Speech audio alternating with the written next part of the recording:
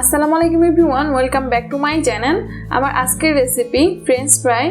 এই ফ্রেঞ্চ ফ্রাইটি কম বেশি আমরা সবাই তৈরি করতে পারি, কিন্তু যারা নতুন নতুন রান্না শিখছেন তারা কিভাবে বাসায় রেস্টুরেন্টের মতো করে পারফেক্টভাবে ফ্রেঞ্চ ফ্রাই তৈরি করতে পারবেন সেই রেসিপিটি আজকে শেয়ার করব।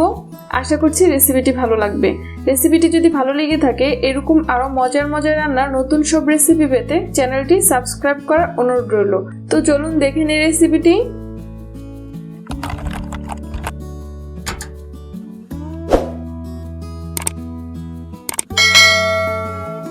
আমি এখানে বড় সাইজের 3টি নতুন আলু নিয়েছি। আর ফ্রেঞ্চ ফ্রাই তৈরি করার ক্ষেত্রে অবশ্যই চেষ্টা করবেন নতুন আলু ব্যবহার করার জন্য। যে আলুগুলোর চামড়াটা এরকম উঠে উঠে আছে সেই আলুগুলো ব্যবহার করার চেষ্টা করবেন। এই আলুগুলোতে কষ কম থাকে, সেজন্য ফ্রেঞ্চ ফ্রাইগুলো ভালো হয়। আমি এখন আলুগুলোকে ছিলে ভালো করে পরিষ্কার করে নিচ্ছি। আমি আলুগুলোকে ছিলে ভালো করে পরিষ্কার করে ধুয়ে নিয়েছি। এখন একটা আলু আপনাদেরকে কেটে দেখাচ্ছি। আলুগুলো 4-5টা এরকম ভাবে কেটে ফেলে দিচ্ছি যাতে আলুগুলো সমানভাবে কেটে নেওয়া যায়।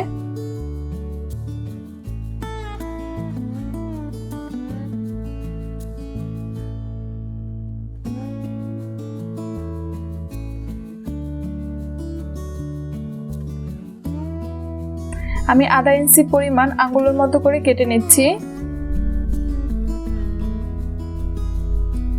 এরকম ভাবে সবগুলো আলু কেটে নিচ্ছি। এখন কেটে নেওয়া সবগুলো আলু একটা বাটিতে নিয়ে নিচ্ছি। এখন ফ্রিজে রাখা ঠান্ডা পানি দিয়ে আলুগুলোকে পানির মধ্যে ভিজিয়ে রাখবো 30 মিনিটের মতো।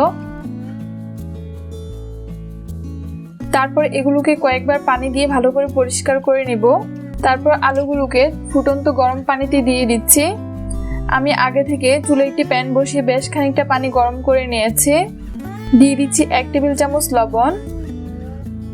এখন চুলার জালটাকে হাইতে রেখে আলুগুলোকে 3 মিনিটের মতো সিদ্ধ করব।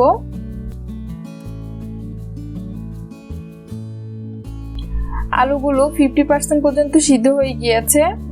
এখন আমি আলুগুলো তুলে নিচ্ছি।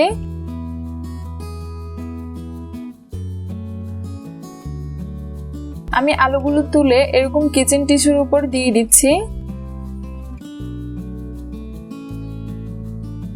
আমি সবগুলো আলু এরকম কিচেন টিস্যুর উপরে ছড়িয়ে দিয়েছি।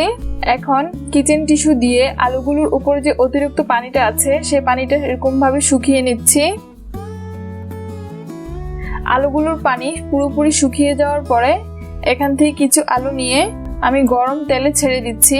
আমি চুলে একটি প্যান বসিয়ে বেশ খানিকটা তেল আগে থেকে গরম করে নিয়েছি। আমি একসাথে সবগুলো আলু দিব না, এখন অর্ধেক আলু ভেজে নেব। চুলার জালটাকে হাইতে রেখে আলুগুলো 3 মিনিটের মতো ভেজে নিব। সবগুলো আলু একসাথে না দিয়ে অল্প অল্প করে ভেজে নেওয়ার চেষ্টা করবেন।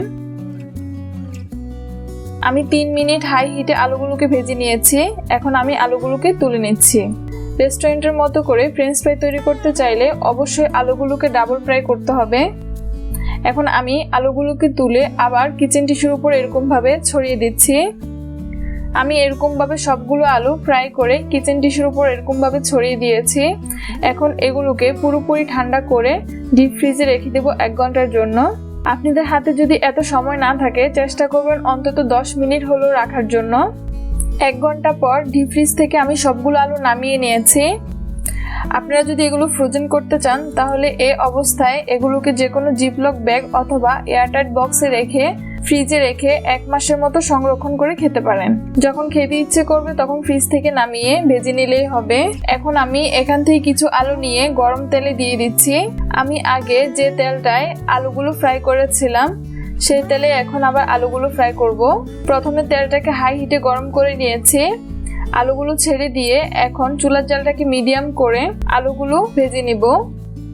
আমি চুলার জালটাকে মিডিয়াম করে আলুগুলো গোল্ডেন ব্রাউন করে ভেজে নিয়েছি। যখন আলুগুলো এরকম গোল্ডেন ব্রাউন হয়ে আসবে তখনই আলুগুলো তুলে নিতে হবে। আমি আলুগুলোকে তুলে একটা ঝাঁঝরির উপর এরকম ভাবে নিয়ে নিয়েছি। তার উপর কিছুটা লবণ আর গোলমরিচের গুঁড়া দিয়ে দিচ্ছি। তারপর এরকম ভাবে কিছুটা ঝাঁকিয়ে নিচ্ছি। তৈরি হয়ে গেল খুবই মজাদার ফ্রেঞ্চ ফ্রাই। আশা করছি আমার আজকের রেসিপিটি ভালো লেগেছে। রেসিপিটি যদি ভালো লেগে থাকে এরকম আরো মজার মজার রান্নার নতুন সব রেসিপি পেতে চ্যানেলটি সাবস্ক্রাইব করার অনুরোধ রইল। এতক্ষণ ভিডিওটি দেখার জন্য অসংখ্য ধন্যবাদ। আজকের মতো এখানেই বিদায় নিচ্ছি। আল্লাহ হাফেজ।